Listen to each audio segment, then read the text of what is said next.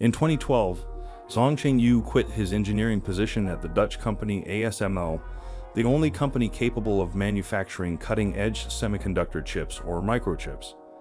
Following his departure from ASML, he went on to establish two new companies, one in the United States and the other in China. Subsequently, allegations arose from US and ASML lawyers, claiming that Yu had recruited fellow ASML engineers for his American company, with the engineers purportedly bringing along stolen ASML machine information, all allegedly supported by the Chinese government. This account represents merely a small component of China's extensive endeavor to revolutionize the semiconductor industry, a crucial global sector. However, China's efforts have increasingly collided with those of the United States, leading to a Cold War-like situation centered on computer chips.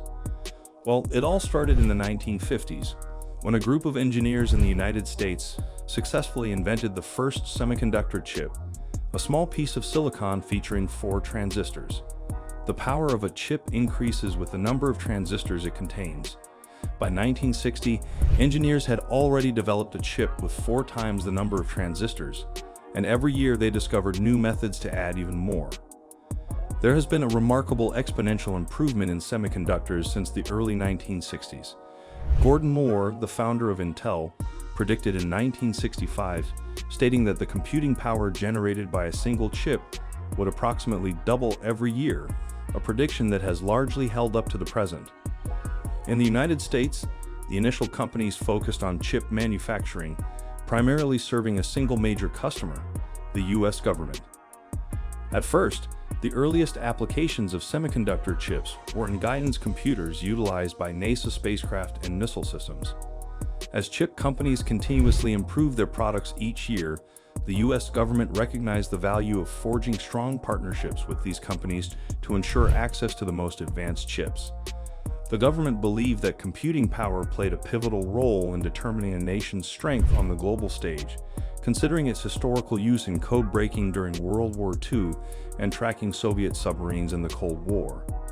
Initially, these chip companies handled the entire supply chain, including chip design, manufacturing, and assembly, all within the United States.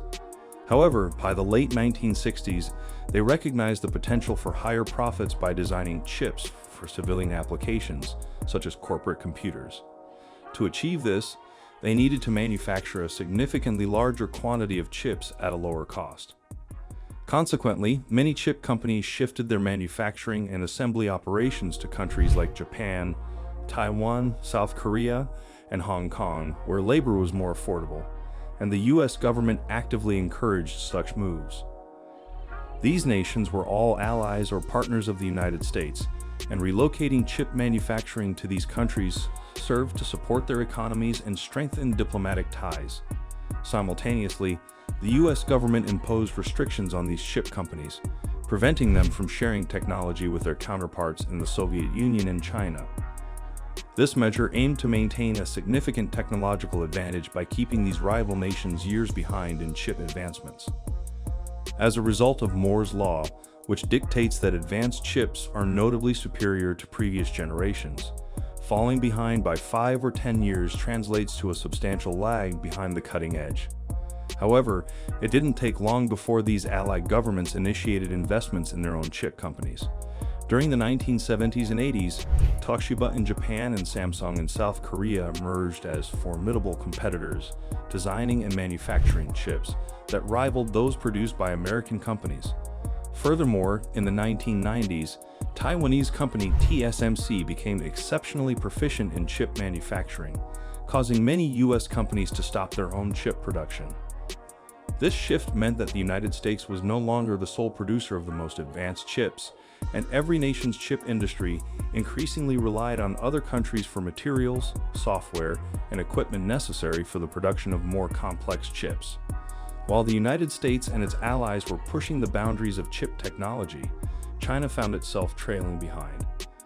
In addition to being blocked from accessing chips during the Cold War, China faced the consequence of losing many of its brilliant scientists and engineers who were driven out of the country by Mao Zedong's regime in the 1960s and 70s. However, in the following decades, new Chinese leaders embarked on an ambitious pursuit to catch up. By the 1990s, the Cold War had ended, leading to improved relations between the United States and China, resulting in the lifting of most export controls. China capitalized on this opportunity to entice numerous chip companies to relocate their assembly operations to its shores. Consequently, by the 2000s, China had established dominance in this aspect of the supply chain. However, it was increasingly reliant on importing chips to sustain its assembly industry, which posed a complex dilemma. The Chinese government conducted a comprehensive analysis of the tech supply chain and realized that the entire Chinese tech ecosystem depended on imported silicon sourced from geopolitical adversaries such as the United States, Japan, and Taiwan. Chinese leaders understandably deemed this reliance as a risk they were unwilling to continue to take. In an effort to establish an entirely self-contained chip supply chain within its borders, the Chinese government injected substantial funds into its own chip design and manufacturing companies. These companies increasingly sought partnerships with non-Chinese firms. Consequently, China made significant progress in designing, manufacturing, and assembling older generations of chips mostly independently. However, it remains several years behind in producing the most cutting-edge chips.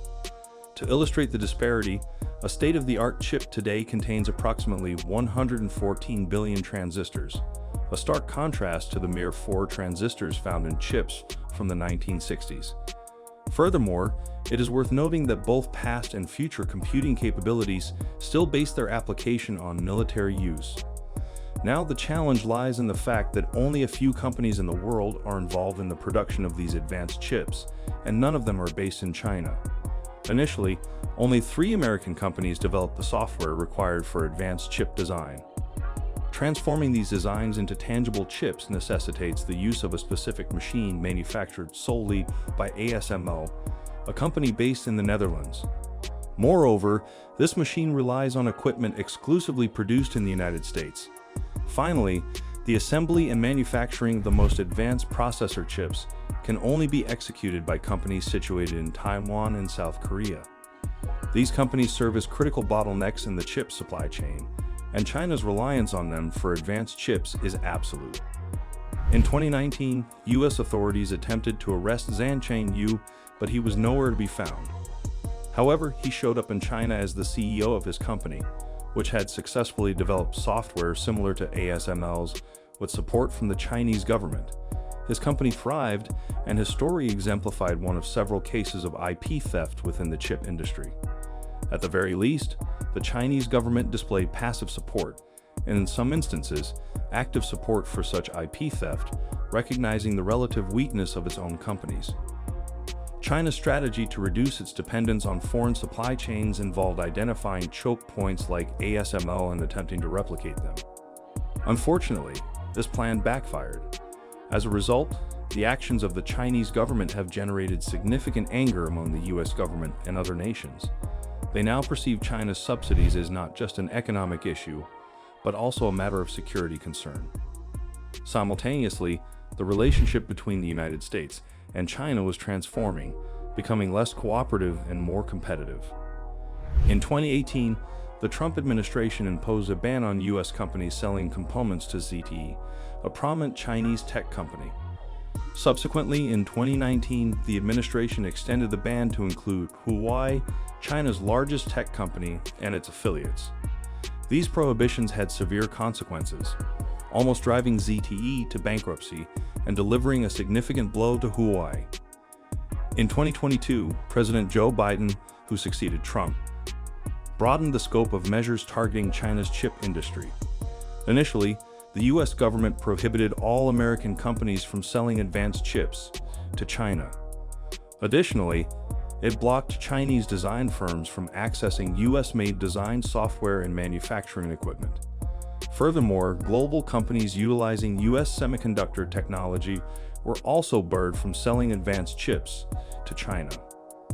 Moreover, the US enacted legislation directing billions of dollars toward its own chip manufacturing companies.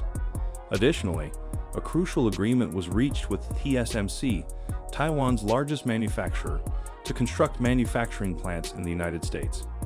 These initiatives were aimed at enabling the U.S. to maintain its competitive edge in the chip industry and continue advancing. China and the United States share a similar understanding of the political significance surrounding the semiconductor industry. Consequently, the U.S. government has prioritized safeguarding its leadership in this sector.